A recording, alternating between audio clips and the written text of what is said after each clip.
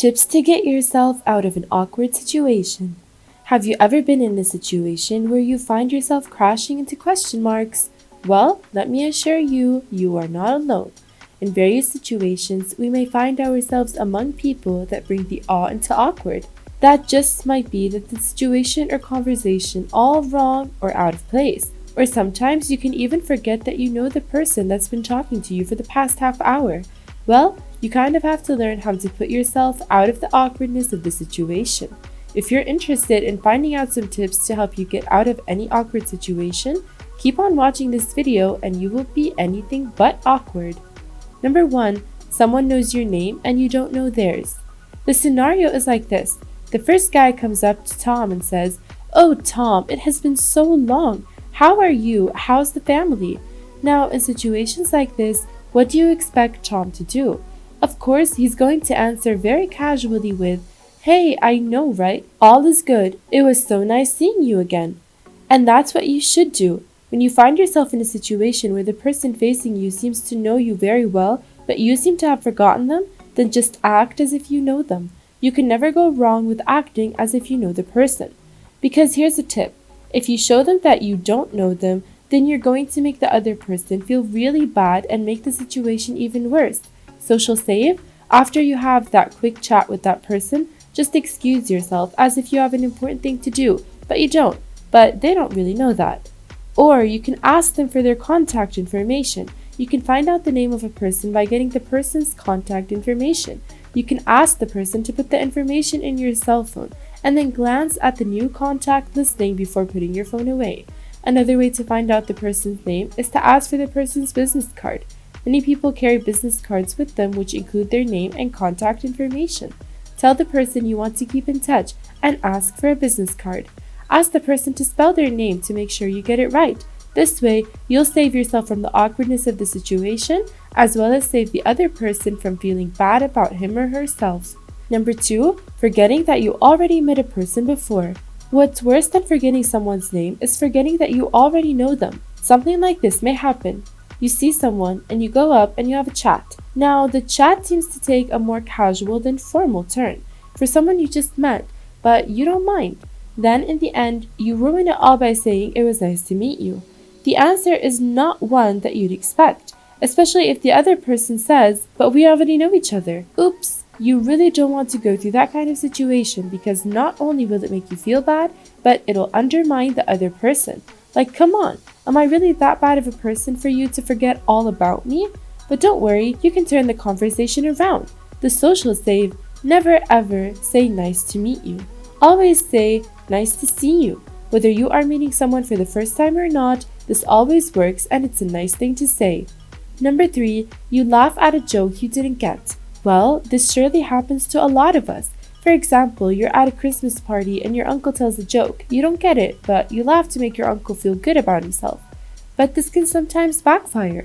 If you laugh and nobody asks you anything, then that's great. But sometimes it can end up with a different scenario. For example, they can ask you about your thoughts about the joke. And here you think to yourself, "Oh gosh, it's just a joke. Why are you asking me about something I didn't even get?" But you can't say that. Instead, you have to answer and get yourself out of the weird and awkward situation. Social save, "Oh, I'm sorry, haha. I laughed so hard at the joke, but I need to process what everything else, and that may take some time." Or you can say something like, "Oh, I have no idea what you were talking about, but I was laughing to appear engaged and friendly, haha." You know, they always say that honesty is the best policy, so as long as you're not hurting them, then go for it. Number 4, you put a foot in your own mouth. Not literally, I mean it metaphorically. We don't all have the ability to stick our feet in our mouths, but this isn't our topic now. What I mean is that you really messed up in a conversation. You see a woman that you know, and she looks a little plumper from the last time you saw her, and you ask her, "So is it a boy or a girl?" Then she looks at you in shock, and you both are left feeling horrible and one angrier than the other. But don't worry, you can turn it around. You can ask her what her wish for her first child is. Does she want a boy or a girl? Situation saved. Imagine asking your divorced friend how his wife is, or your jobless friend about his job. Those are very awkward situations that we all try to avoid, but when it happens, there is no way back to it. So try saying something like, Oh my god, I'm so sorry. I need to get myself more tact. They laugh, you laugh, and awkwardness is saved. Number 5, you talk about things you know nothing about. Admit it, sometimes you say you know things, people and facts that you actually have no idea about. Oh yeah, the Bloody Monsters love the band. Who? Carol Clickman Pooper? Oh yes, I love her political policy. Definitely loved that book, Bridge to Nowhere. Yeah, and then someone calls you on it. Their favorite song? Oh, you don't know, because you have no idea what they're talking about. I am a big fan of coming clean and stopping the lie before it gets any further. In fact, you can use this as an opportunity to ask someone else's opinion, and everyone loves sharing their opinion. When this happens, just fuss up and toss it back to them. It looks like this. You know, I'm not sure. How about you? Actually, I have no idea. Can you update me on it? I don't know if I ever really read it. Remind me. Answering with another question or just coming clean can stop you from becoming someone you don't want to be or someone you're not. The lie isn't worth it. Just come clean and save yourself from the social embarrassment. Number 6, if the situation is a technical one, then these are some ways to save yourself from the embarrassment of autocorrect. Respond to the situation quickly. If your phone autocorrects your text message into something embarrassing or insulting, you need to send a new message as soon as possible to inform the recipient of the mistake. If you wait too long, the recipient might think that you mean to type the text as it is.